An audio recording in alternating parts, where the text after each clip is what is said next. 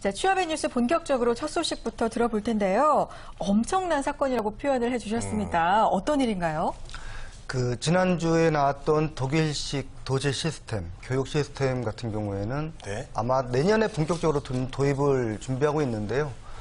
아마 앞으로 10년 동안 가장 많이 나와야 되고 많은 사람들이 관심을 가져야 되는 부분이 아닐까 저는 개인적으로 생각을 합니다. 네. 이 부분에 대해서 저희가 독일 기능 올림픽 대회를 취재를 갔을 때 사실은 이런 독일식의 도제 시스템이 어떻게 되어 있는지를 사실 병행 취재를 좀 했었거든요. 네. 예, 그래서 그 부분에 대해서 지난주에 간단하게 뉴스 리포트를 작성을 했습니다. 먼저 이 뉴스를 보시고 자세한 얘기는 또 한번 나눠보는 게 좋을 것 같습니다. VCR 같이 한번 보시겠습니다. 도제 교육 시스템이 전격 도입됩니다. 독일처럼 2년 동안 학교에서 이론 교육을 받고 1년간 기업체에서 실습을 받게 하는 것입니다. 2년 정도는 학교에서 순전히 공부와 실습을 통해서 배우고 나서 그게 1년 정도를 현장에서 다시 돌아갈 수 있도록 하는, 현장에서 실제 필요한 기능들을 익힐 수 있는 그런 2+1의 형태로 갈 수가 있다고 보여지고요. 청년 실험 문제의 발단도, 이를 해결하기 위한 출발점도 학교 교육의 개편이라는 것이 정부의 판단입니다. 그렇다면 왜 이 시점에서 독일식 교육이 필요한가? 얼마 전 세계 기능올림픽이 열린 독일의 라이프치히에서 해답을 엿볼 수 있습니다. 경기장에는 가족 단위로 관람하는 모습을 쉽게 찾아볼 수 있습니다. Our son, 15 years, in the 8th class. Don't know what he want to do in 3 years. in 3 years and at work, and we want to show him, as we would show him what he can do.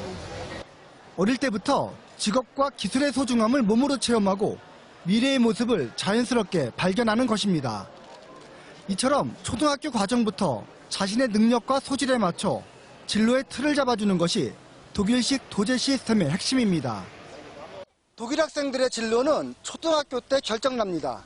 초등학교 4학년 때 성적과 면담을 통해서 인문계를 진학할지 실업계를 진학할지 결정하게 된다고 합니다.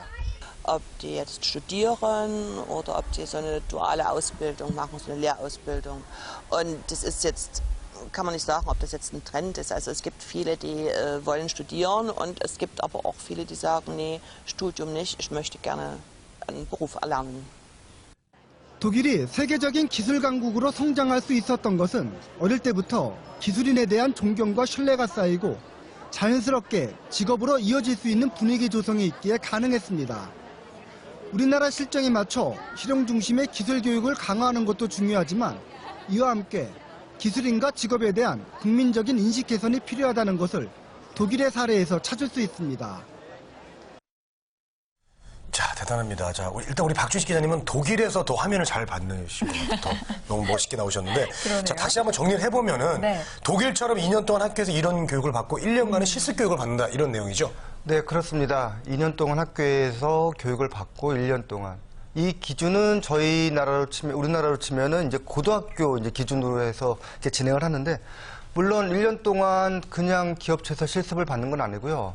적지만은 일정 부분 또 이 월급 개념으로 이제 보수를 받게 됩니다. 근데 여기서 우리가 생각을 할 부분이 우리나라가 몇 년 전부터 사내대학교하고 기업대학교를 운영을 하고 있는 거를 저희가 몇 번 전해드린 적이 있습니다.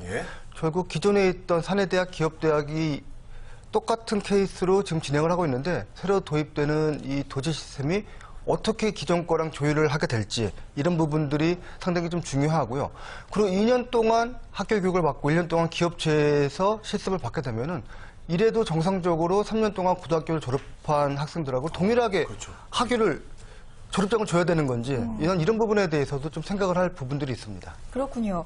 이야기를 듣다 보니까요. 우리나라 실정에 맞게 이거를 잘 가지고 오려면 구체적인 계획, 수립, 좀 조정이 필요할 것 같은데요. 네, 그리고 저희 또 하나 또 살펴볼 부분들이 특성화 고등학교하고 마이스터 고등학교가 있습니다. 특성화 고등학교와 마이스터 고등학교는 아예 취업을 전제로, 그리고 폴리텍 대학교라고 저희가 이게 몇 번을 전해드렸던 대학이 있는데 여기도 취업과 연계한 아예 기업과 공동으로 학과를 꾸미고 이 과목을 이제 꾸미는 경우가 있습니다. 이런 부분들과의 조율도 상당히 좀 중요한 부분이 되고요. 제가 독일에서 가장 많이 배웠고 많은 전문가들이 지적을 하는 게 이런 제도 자체가 중요한 게 아니고 어떤 사회적인 인식 개선과 부모님들의 이 인식 개선이 없으면은 이러한 기술 교육이라든지 아니면은 기술인 중심의 교육이 제대로 정착되지 못할 것이라는 점입니다. 네, 네. 알겠습니다. 자, 학부모들의 생각이 좀 바뀌어야 된다 이런 말씀이신 거죠? 예. 당장 제 경우를 봐도요. 네. 제 큰딸이 이제 3학년이고 내년에 4학년이 됩니다. 독일은 초등학교가 4학년까지밖에 없습니다.